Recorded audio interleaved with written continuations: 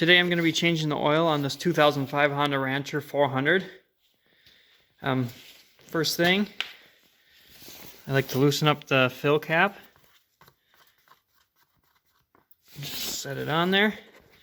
And then down below, take a 17mm socket on an extension. And you'll see there's a hole. And that's where your drain bolt is. So get on there and focus. Okay. It's not going to focus.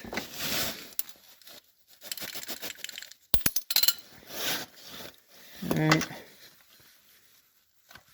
Loosen up that drain bolt with your drain pan underneath.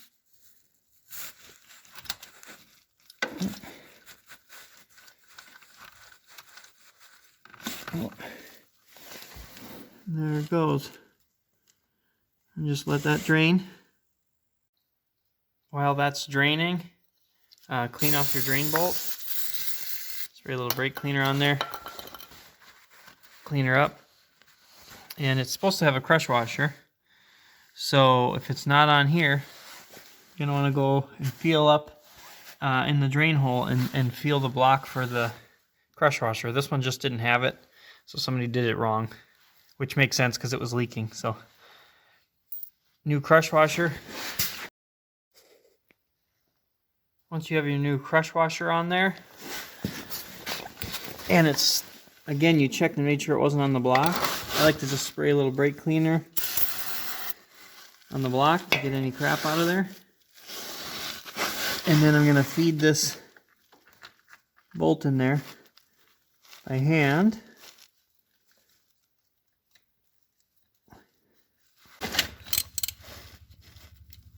Once you got it threaded in as far as it will by hand, go hand tight. Don't go crazy. Right there, that's all you need. Now with the 12mm on your ratchet, time to go to the filter. Oh, that wasn't even tight. It's interesting what you run into when stuff's neglected. This four-wheeler had almost a gallon of water in the tank and was running poorly, so I'm doing maintenance on it, but geez. So you pull out this, keep your drain pan underneath, set this piece on a towel, and then we're going to pry this cover off. Pay attention to the way this came. It's the housing, spring, and then the filter. It has to go back that way. I like to clean off everything real quick with some brake cleaner.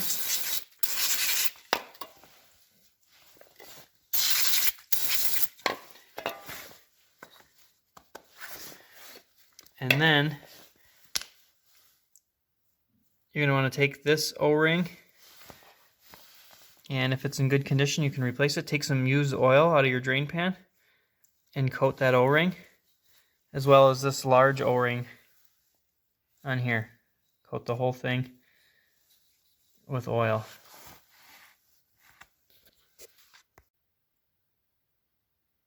Now you got these guys clean and the O-rings coated with oil. This filter is pretty much done dripping. So you could pull out the spring and then the filter.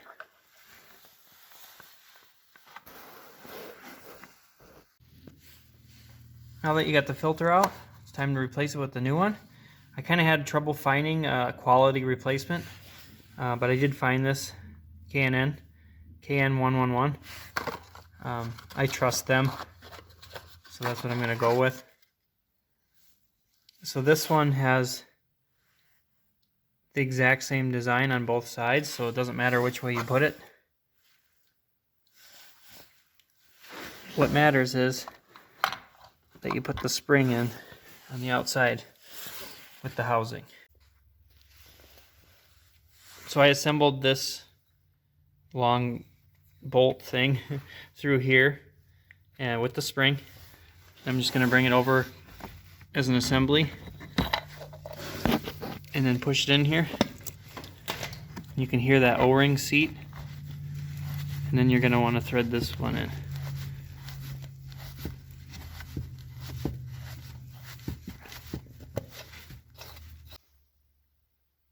Once you have it threaded in by hand, just finish tightening it up. Just give it a little half a turn once it's seated, and then you can clean off your housing with a little brake cleaner and then wipe everything down. Once you have that filter housing tight, it's time to add oil. The fill hole is on this side. There's the cap. And take a clean funnel and some oil. Now, again, if you saw my Rancher 420 video, I'm going to preach to you on the proper type of oil for an ATV, especially on this. This one's automatic. This has the hydraulic transmission. Absolutely, absolutely use something that's designed for wet clutches and designed for ATV use. So I'm using this AMSOIL 1040, but use the Honda GN4 or whatever you prefer. I recommend this, but that's what you're going to have to use.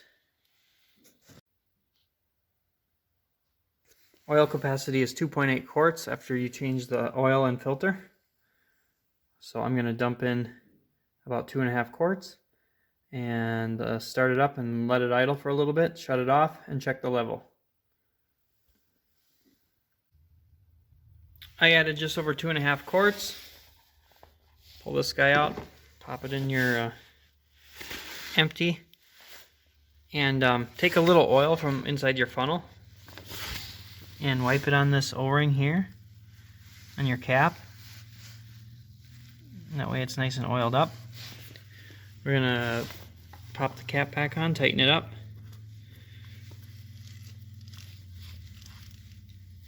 And then I'm going to start this and let it idle for about 3 minutes and then shut it off. Okay, so I let it run for about 3 minutes, shut it off. It's been sitting about 2 minutes. We're back to the left side of the vehicle now. And the small cap is your dipstick. You pull that guy off.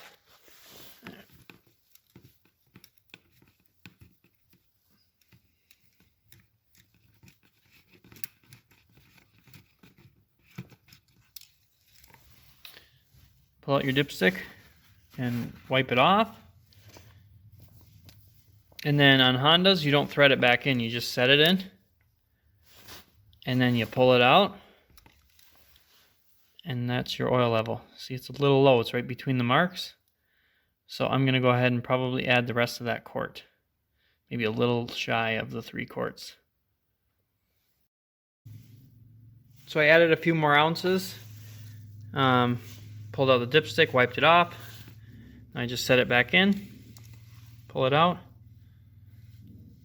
and we're right between the marks, right in the middle. And that's perfect, that's what you want. So just replace the dipstick, tighten it up.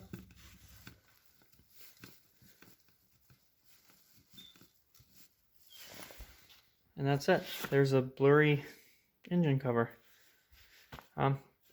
That's how you change the oil on a Honda Rancher 400.